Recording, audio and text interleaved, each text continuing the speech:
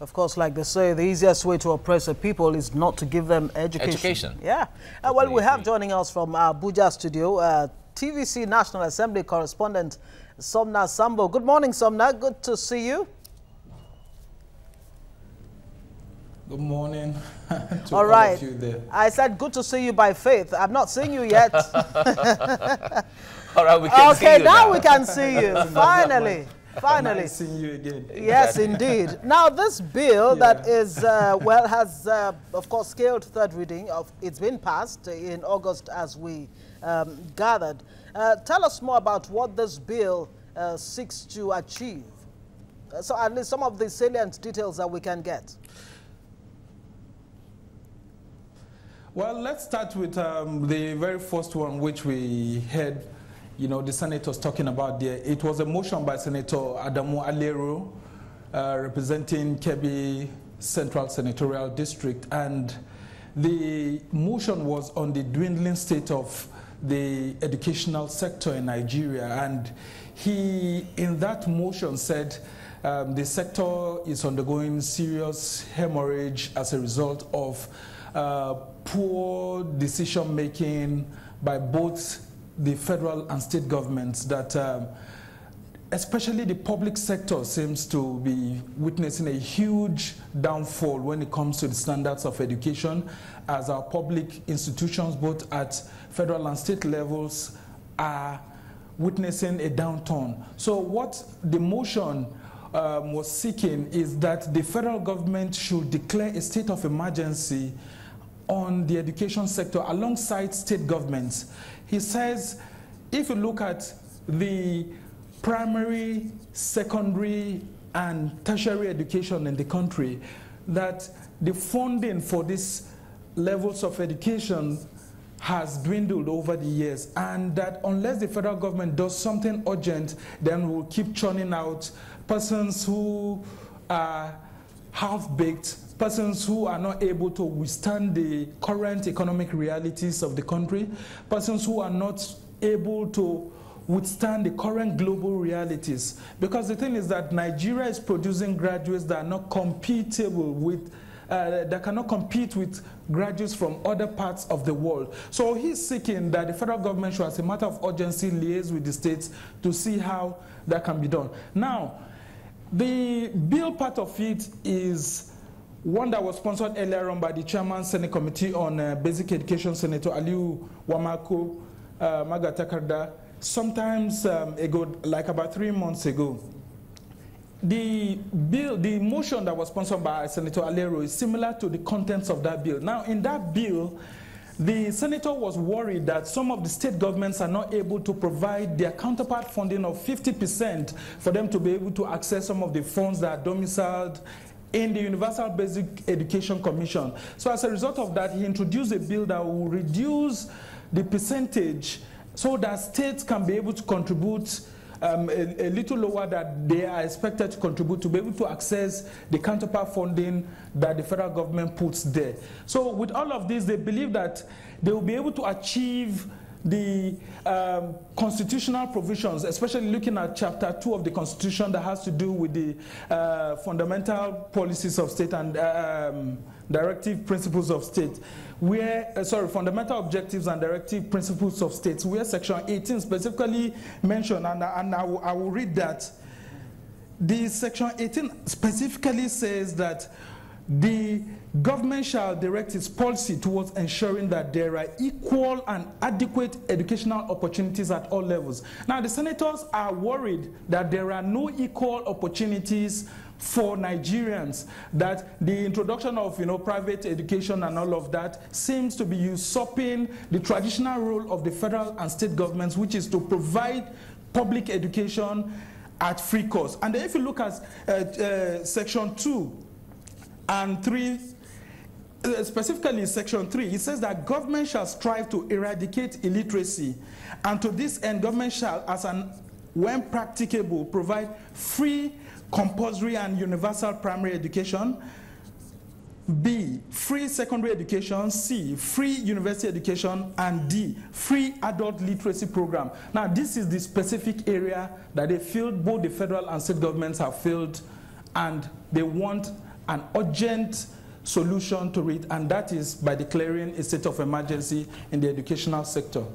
All right, in considering the state of education, really, if you talk about a state of emergency in education, certainly everyone will say it's even long overdue.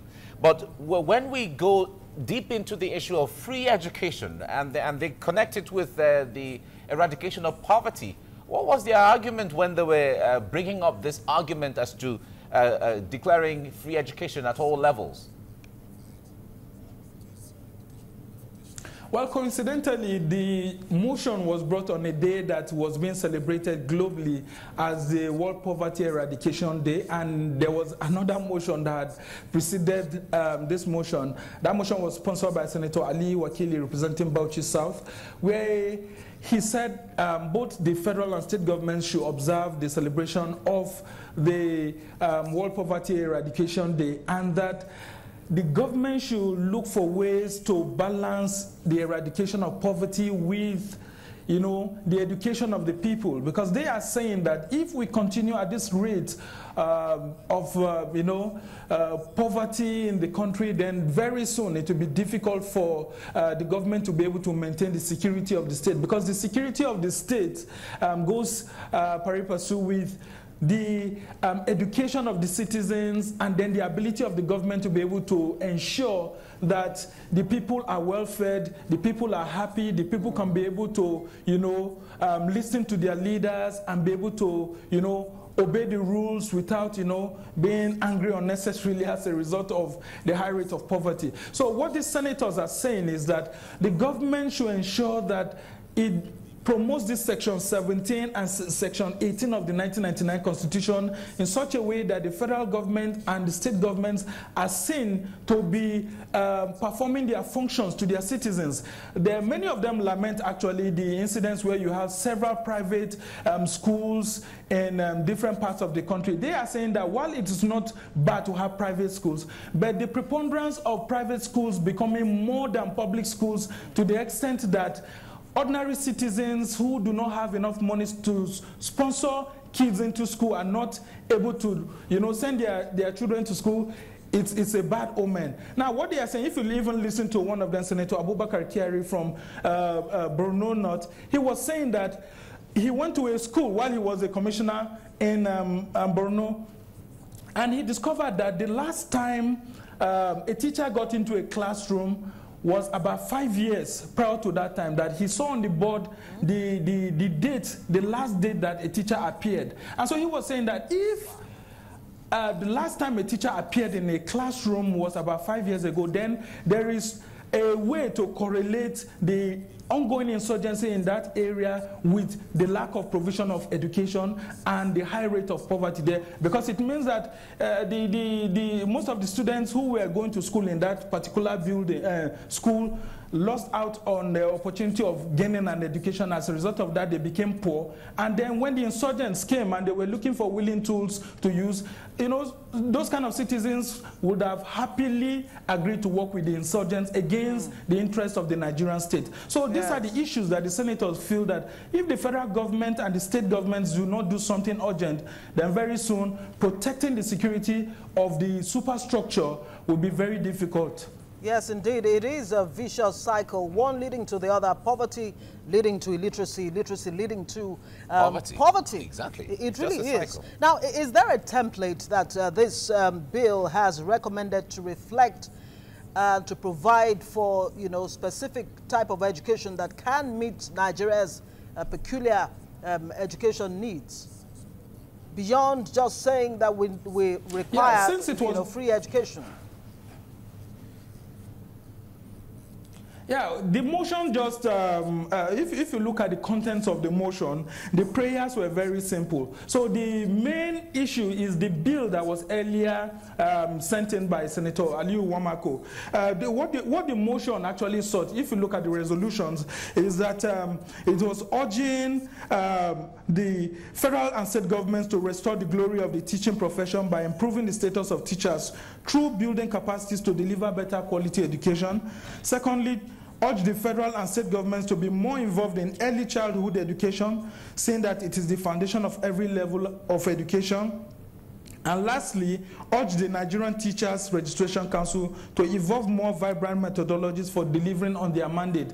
Now, this was just a mere resolution of the House on this particular issue. But what Nigerians should be more concerned about is the bill, because when you introduce motions like this, a motion simply means it's a clarion call that something should be done. But it does not state the concrete procedures on how it should be done. Now, the document that states the concrete procedures on what should be done to ensure that this Section 18 of the 1999 Constitution is well followed is the bill that was sponsored earlier, about 3 months ago, by Senator Aliyu Wamako. Now, this bill states directly that the federal and state governments must work out through the UBEC fund to see how the federal government can increase its percentage of funding while the state government reduce their percentage of funding so that they can be able to access. Now, what exists is that there is 50-50 percentage. The federal government provides 50% for basic education, the state governments provide 50%, and so for the state governments to be able to access that fund, if they do not contribute that 50%, they won't be able to access it. And you know that this basic education is mostly at the state levels because the federal government has less to do with basic education. So the emphasis of that bill is to see how the government can make that Section 18 of the 1999 Constitution justiciable.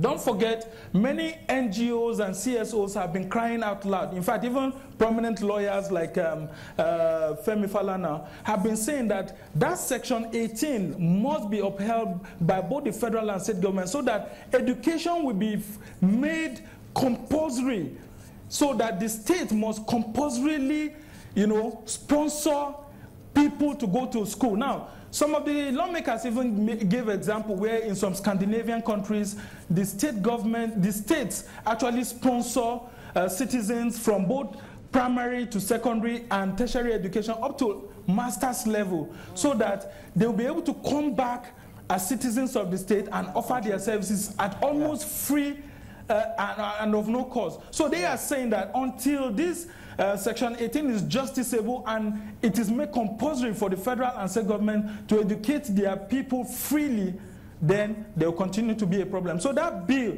is what Nigerians should watch out for. And until the president assents to it, it remains a bill for the a bill yet to be assented to for the moment. All right, a lot from this now. Certainly, a lot of Nigerians have been reacting to this because if they are looking at the possibility of reducing the percentage of counterpart funding from the states, because it's supposed to be 50-50, it means that translates into increasing the percentage from the federal government.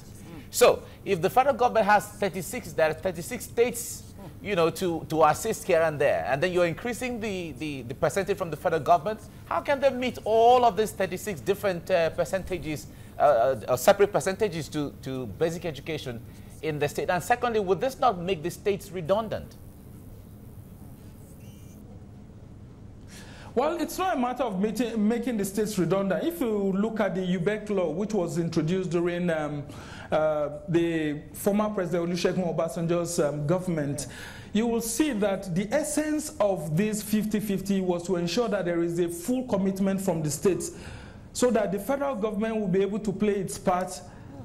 As if you look at the revenue distribution in the country right now, the federal government gets 52%. So the states are saying that they do not have enough resources to be able to meet up with that 50% requirement.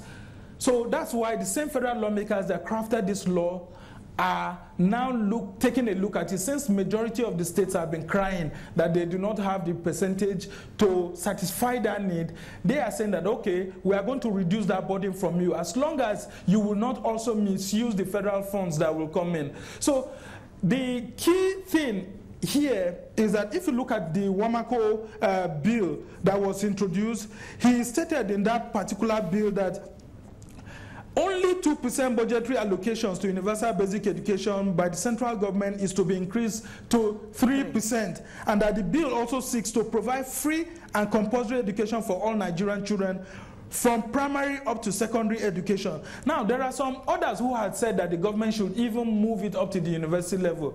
But the senator in his own wisdom believes that if federal funding increases while the state's funding reduces, not that it will totally reduce, because the states will still have their own state budgets that they have, but the thing is that for them to access these federal funds, they should have a reduced quota, that it will really help.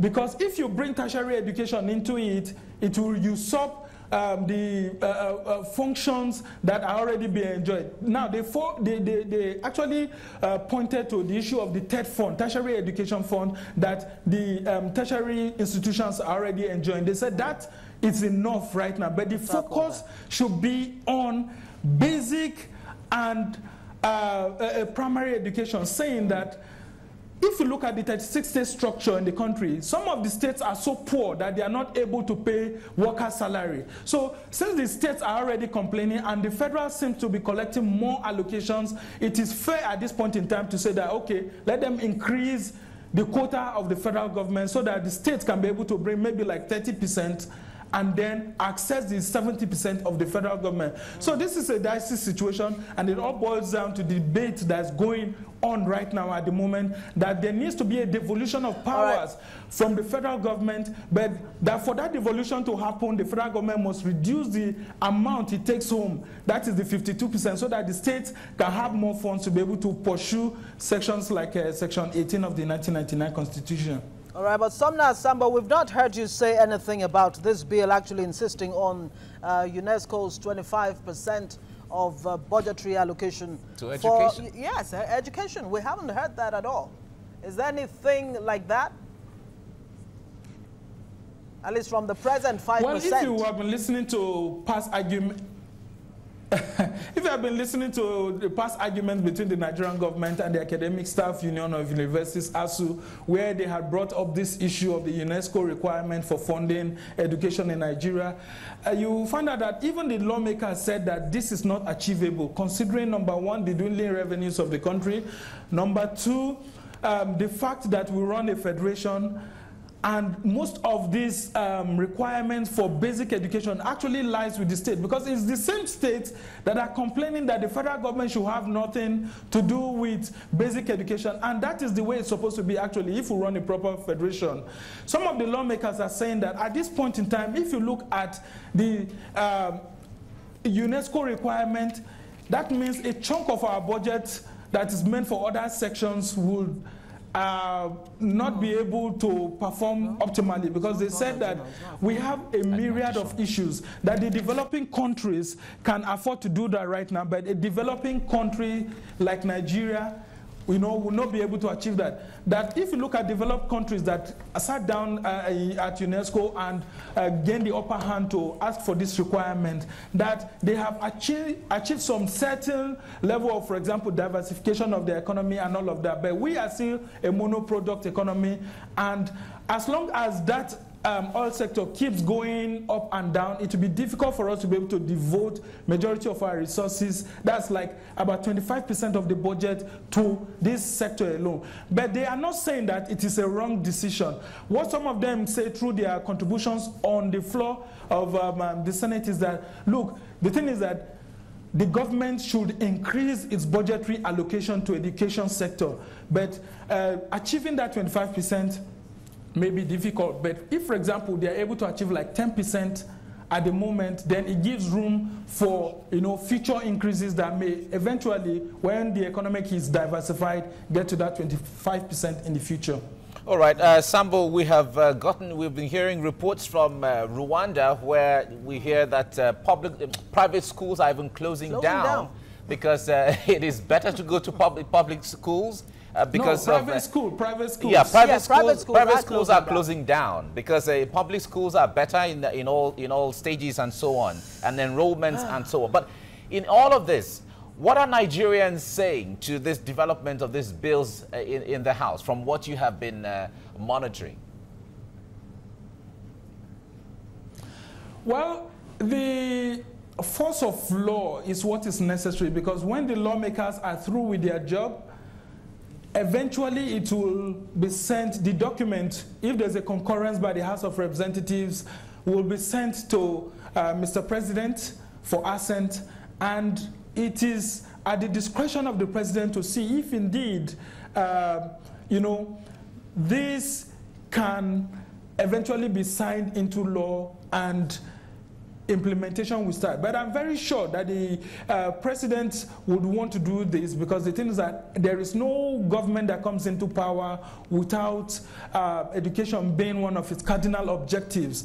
Because for the government, as I said earlier on, the lawmakers are saying that for the government to be able to secure its authority over its citizens, it needs to have an overwhelming influence on a citizen. And this overwhelming influence can only be guaranteed if the citizens seem to be gaining from the government. And they say that one of the ways that the citizens can gain from the government is if this Section 18 of the 1999 Constitution as amended is justiciable. That means citizens can go to court and ask for the enforcement of that right on why the government has not been able to educate them or their children. Right. They are saying that if other parts of the Constitution can be justiciable, why can it not be that someone can go to court and say, I deserve to be given free and compulsory education by the same government that I'm a citizen of? So all right, Somna. Eventually, when they do their job. Somna, thank you so much. Thank you very much for giving us enlightenment in those areas as to what the Senate is doing.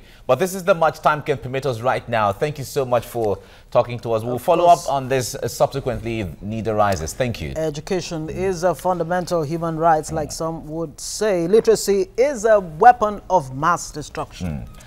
Okay, let's just leave it there.